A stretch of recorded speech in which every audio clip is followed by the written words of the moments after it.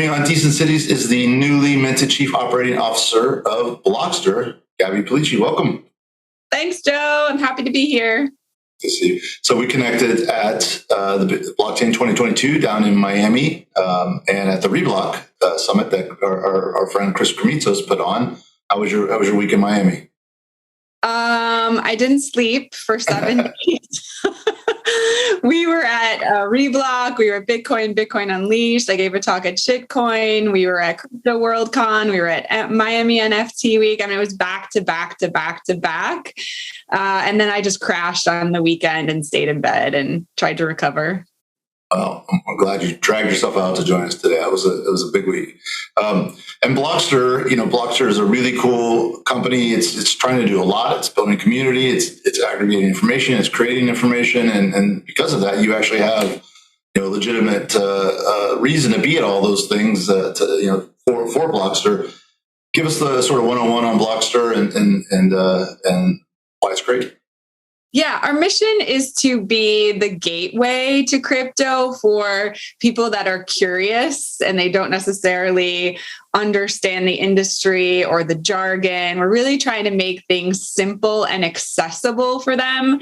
So when you come to the website, there's news and stories, and we try to keep that focused on the lifestyle, meaning who are the people, the major players, and what are they doing, and informing readers and our audience about what projects are trending and, what deals are happening. So that's our mission as a company. And we're also a startup. We're fundraising and we're building and growing. And we initially had most of our team in the Ukraine. And then obviously with everything that's happening there, we've had to rebuild a lot of the team in the US. And with that comes new vision and new ideas. And so we have some secret things that we're going to be launching this summer that I'm really excited about. Maybe we can talk again in a few months when that's happening. But we threw a massive event, last week. We had a huge party and we had a documentary crew there come in from TradeStation to record some of the things that we're doing. And we really just want to be a home for people that need that, place to get some good information, some trusted information, to connect with people in the crypto community and to, have some fun. We're like, Blockster's all about I was wearing roller skates at the party on Friday night. We just want it to be fun and accessible and, inclusive for everybody. Yeah. Yeah. And fun seems like a good common denominator because crypto is a strange beast in that it really covers a lot of different areas. You have the real, the finance geeks are deep into trading and in the financials behind coins. You have obviously a lot of innovators on the art side of things. And then in the middle, there's a lot of people trying to build utility and using blockchain for things like supply chain and tracing avocados flying across the world. So, besides fun, so how do you sort of distill that all up into one vibe that you could put forth on Blockster? Well, vibe's the perfect word, actually. Vibe's the perfect word. Like, we try to spotlight the most compelling people and projects because there is so much happening, right? I wouldn't have been at 10 conferences in a row, listening to hundreds of speakers, meeting thousands of people if there wasn't so much happening. And you can't, keep track of all the things that are happening, but like by verifying certain projects, by spotlighting the ones that are the most interesting, by following the influencers and industry leaders and their journeys and what they're creating. I think it gives us kind of an anchor in that sea of information that really like differentiates us from a Blockworks or a CoinDesk or something like that, right? It's a place that you can come and really start to recognize faces and brands and become more familiar, more comfortable in the space. Yeah. And beyond just the content, you have a vehicle for people to actually put their roots down, have a profile, express themselves, and become part of the community. Can you talk a little bit about that? Yeah, for sure. You can create a profile or a project page on the site. It's a place that it avoids the crypto ban. So there's something called a crypto ban on a lot of social media platforms like Facebook, Instagram, sometimes Twitter, where if you're promoting cryptocurrency projects, you might get flagged, you might get blocked, you might get, prevented, inhibited from sharing your information. And we wanted to create a free speech space where you could put out that information. And we do check all the projects. We don't check all the people because the people are, the enthusiasts and investors and things. But if a project creates a page, we make sure that the project is legit. But it's just a place where you can just have freedom of expression to, share what you're working on or connect with other people that are working on things. Community is really important to us, but also in real life community, right?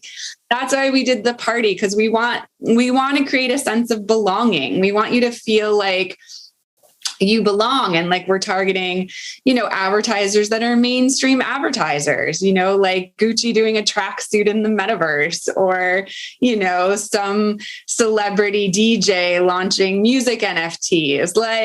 We want, you to feel that sense of belonging and community and music and fashion, and be able to kind of explore what's happening. The world is transforming. You and I were at the real estate event, right? And we were listening to speakers talking about all the real estate in the metaverse, and just the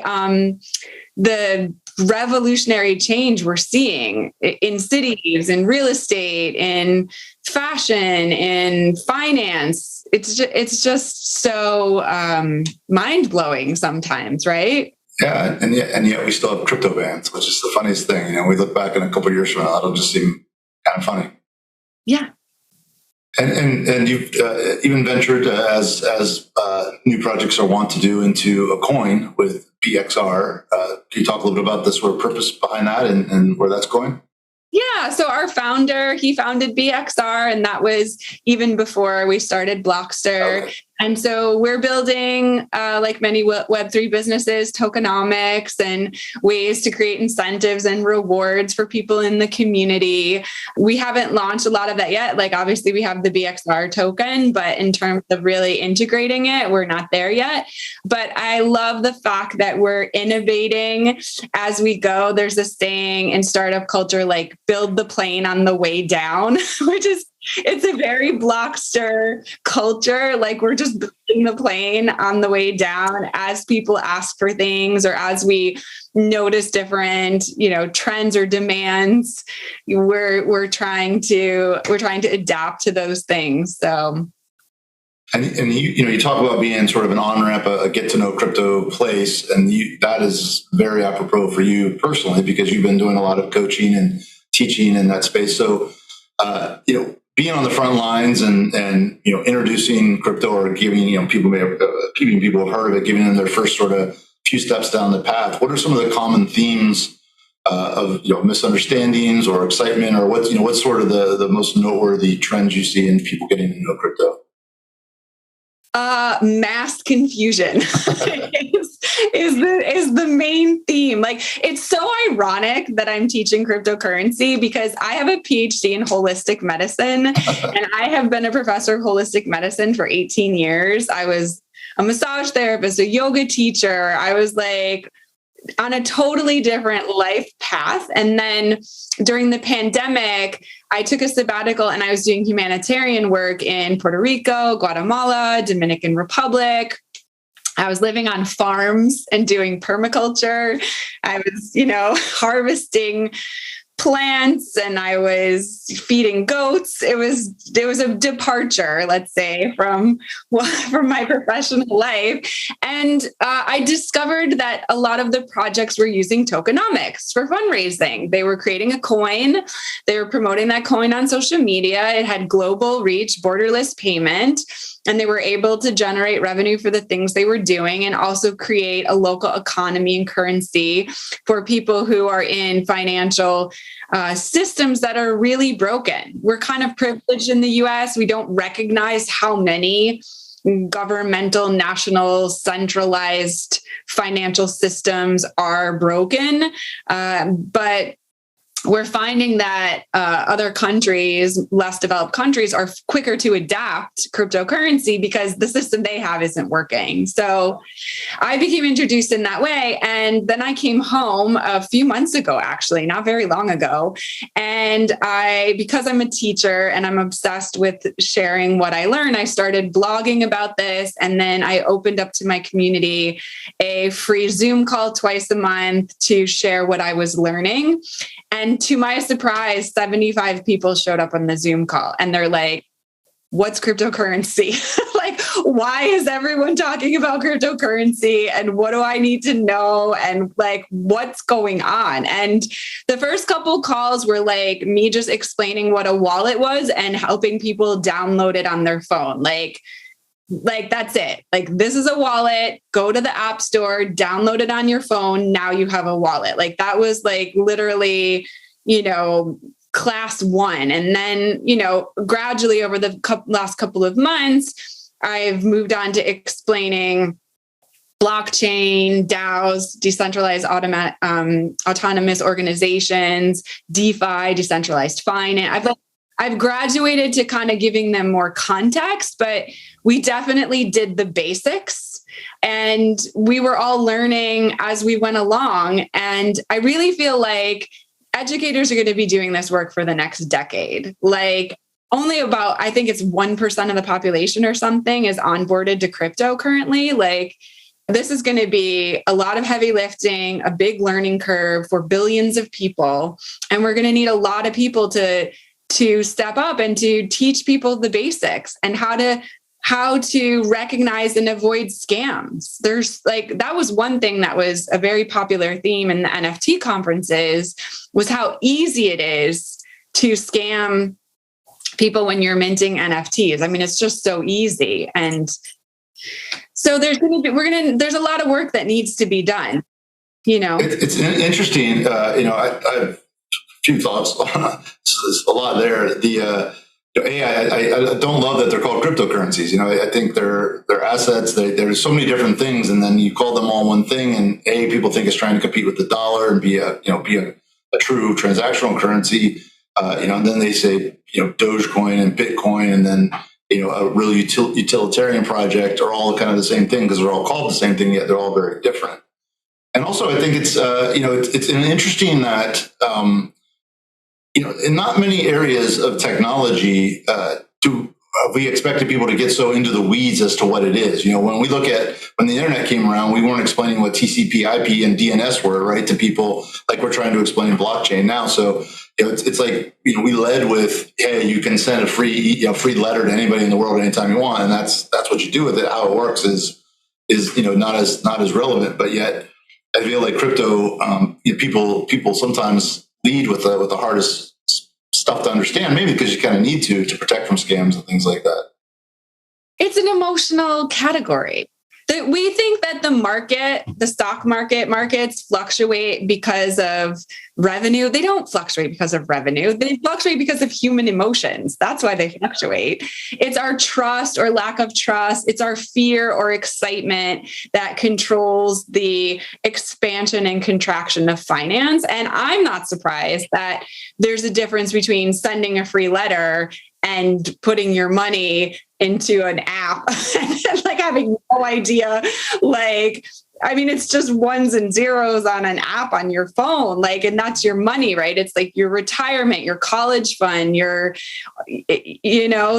so I do think that the emotion is a barrier to entry, and establishing more trust is critical because even though we know the current systems are flawed, and even though we know that there's controversy and corruption, we've still been conditioned to have a lot of trust in the Federal Reserve and centralized banks. And we've still been conditioned to really trust. And so that's what we're talking about, I think, here is that emotional sense of safety and comfort, as well as just the education about how to do it. Yeah, and to your point, that is a good point because it is a level of self-responsibility now. Not your keys, not your coin, that you didn't have with when you could call the credit card company and say, hey, I didn't really charge this, or someone stole my credit card, and you were completely protected. Those protections are not there in crypto. And so to your, I think it's a fair point that, you need to have that level of comfort and expertise and trust about the process and the technology, because you actually have the responsibility. Yeah, 100%. I totally agree. Do you have wallets? What are you doing with your crypto? I'm curious. Yeah, I mean, I like to spread the, hide the nuts in lots of places kind of thing. So I have about a dozen wallets, and I keep some amount in each one, and for different purposes and tied to different. We're fundraising as well, and so my investors have invested in stable coins. So I have those in one, and then I love working in a lot of projects, or participating in a lot of projects like Handshake is one of my favorite, which is a new domain name system, so that you can actually have your own TLDs. So instead of a .com, you could have .gabby or whatever, and then you can do whatever you want with what's in front of it. So my project MetaCity, will have a city. Every city will have one, and so instead of having to chase St. Pete metacity.com and Orlando metacity.com, I can just have .metacity and put St. Pete .metacity or Orlando .metacity, and then have that sort of that functionality.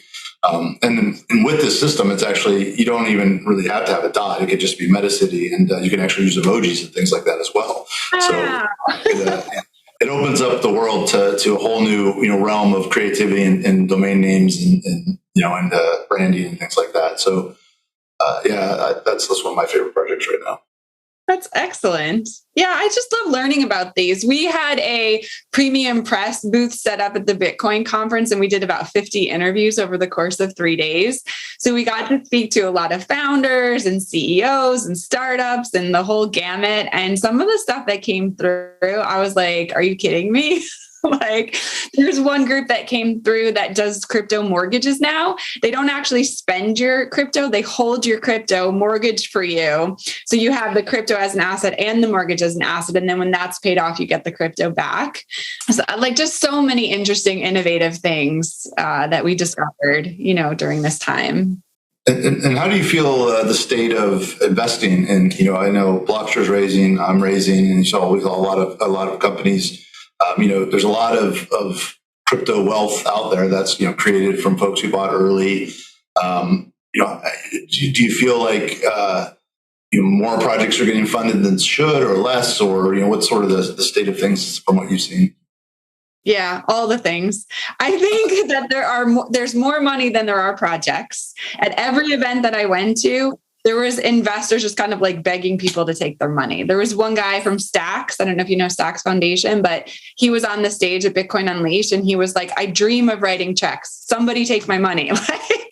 So I think that there's more money even than there are things to be funded. And we see that with the DAO Match too. I don't know if you're familiar with them, but it's a website that matches DAO granting with projects. So there's no shortage of money. That being said, I think that a lot of the stuff that's being funded is going to fail, probably like 80% of it. That's not abnormal, right? That's normal stats for regular startups. And even if you look back at the internet boom, right? A lot of stuff went down, a lot of stuff got overvalued, but some champs came out of it, right? Yeah, for sure. Yeah. Now that you've made this transformation from, I love the feeding goats and changing lives, to being the operations officer of a Blockster. Yeah. Talk about your personal journey from the last few months to what you see happening in the next year. I don't even know what happened. So I'm on this magic carpet ride currently, and I'm just trying to hold on to the carpet. That's what's happening. Yeah. So I started leading those community calls. I got recognized by a recruiter on LinkedIn, and he reached out to me and he was like, Gabby, we need someone to do communications at Blockster. I'm like, what's Blockster? I went and I met the founders. It felt like a really good fit. I started working for them. 2 weeks later, they're like, can you be the director of communications? I'm like, sure. 2 weeks later, they're like, can you be the chief operating officer? I'm like, okay. So it's been a roller coaster, but fueled by joy.